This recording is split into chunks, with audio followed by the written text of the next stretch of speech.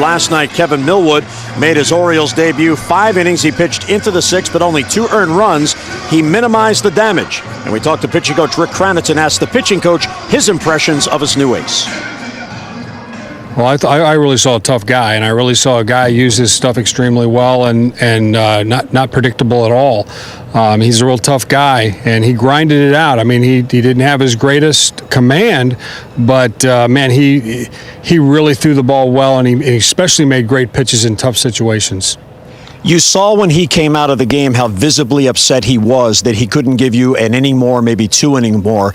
Again, as you're building a mindset here with young pitchers, what does that tell Mattis and Bergeson and David Hernandez about not wanting to give that baseball up? Well, that's what it's all about. I mean, he said it straight in spring training when we were on the back field and pitched in a AAA game, and I didn't want to send him back out after the 7th inning and 90 pitches, and he basically told me, I'm going back out for 100 and don't come get me.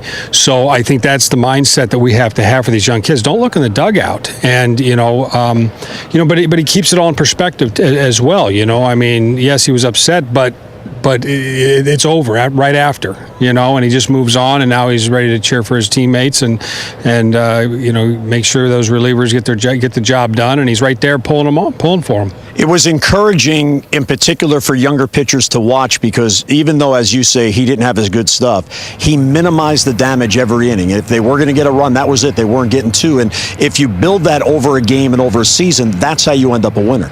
Well, absolutely. What he does is he trusts his stuff, and just like yesterday, it was really unconventional in some of the things he did, but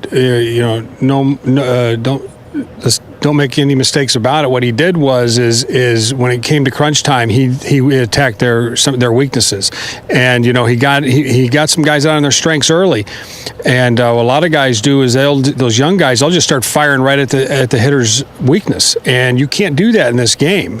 Because there's somewhere down the line you're going to have to go to the weakness to get out of a jam. The less times you go with it early, the better off you are later in the game.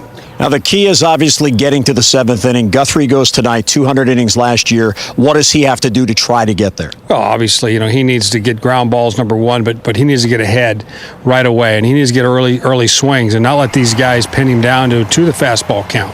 He needs to get ahead and keep pounding the strike zone below the zone, down in the zone, down in the zone, down in the zone. It's pretty simple for me with him. To me, he's a fastball pitcher. I don't want him to go overboard with the soft stuff. He needs to get his fastball working today and use his soft stuff sparingly.